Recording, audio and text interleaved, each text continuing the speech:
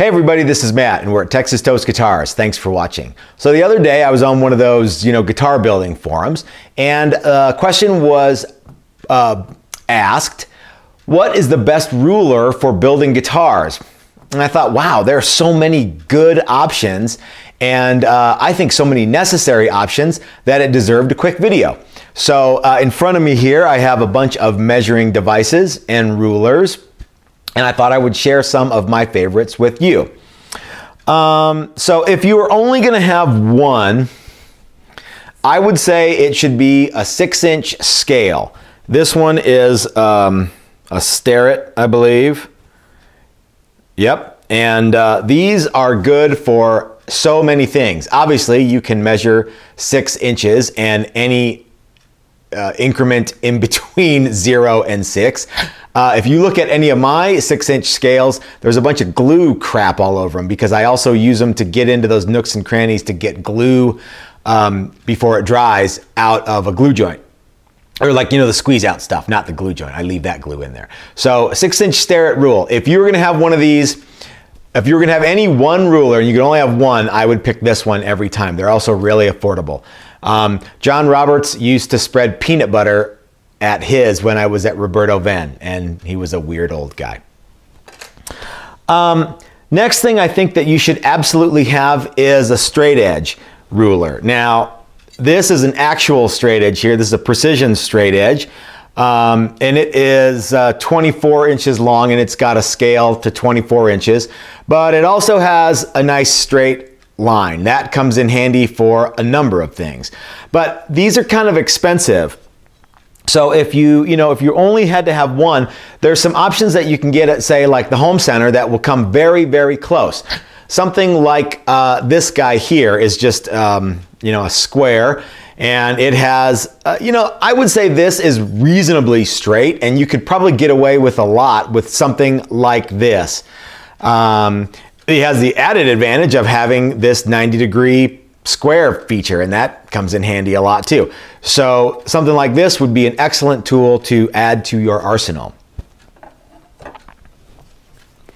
This guy here is a pretty decent, this is an 18-inch ruler, and again, these aren't precision instruments, but they're gonna be really damn close. As a matter of fact, if you put this on the actual precision straight edge, it's surprisingly good. I probably dropped this precision straight edge though. Some other tools that are handy, we already talked about a square. This little guy here from StewMac is a precision square, and it's only, 4 inches by 3 inches, I guess. But it also has centimeters on one side and inches on the other. And it comes in really handy too. I really like using this. Another thing, I can't find it because my shop's a disaster area, is one of those little plastic protractors that you can buy at the grocery store. Pick one of those up and you're like, well, what do I need that for? Well, in case you were asleep in high school geometry, if you have a center line on your guitar and you want to draw a line perpendicular to that, say for a bridge or pickups or something like that, one of those little things is invaluable. It's actually easier to use than this too. Although this would do it, this does a lot of other things well. One of those little 99-cent protractors, go grab one of those. That's a good tool. Let's see. Here is an interesting ruler. This is a centering ruler. And as you can see, hold on, it's upside down. As you can see, in the center of the ruler, it starts at 0 and it goes out 6 inches from there. And this is cool. Again, if you got a center line and you're trying to figure out, where your neck needs to go or something, having this is a really cool thing, and it's pretty bendy, so you can bend it over an arch top or something like that. Centering ruler, I forget what I paid for this. This is 11 bucks. These guys are really good tools. This ruler here is another StewMac tool. God, everyone thinks I get free crap from Stuart McDonald. This is the string spacing rule, and it's perfect. It's actually designed for laying out nut slots. And the idea is that the nut slot should not be, the strings on a nut slot should not be equidistant if the string gauge is different from, high E to low E, or from a bass especially. Those string gauges actually mean something too, and this ruler will help you do that. There's lots of videos on this on the StewMac website. These are pretty affordable too, also kind of bendy, and they have a nice straight edge. So get one of these, and all your friends will constantly be taking it from you, and you'll have to ask them where it is. It's that usable.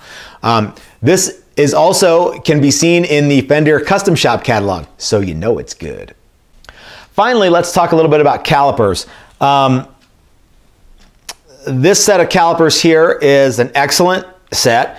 It's metal and it's a precision unit. It's, you know, I don't know, accurate to 1/1000th of an inch or 10,000th or something.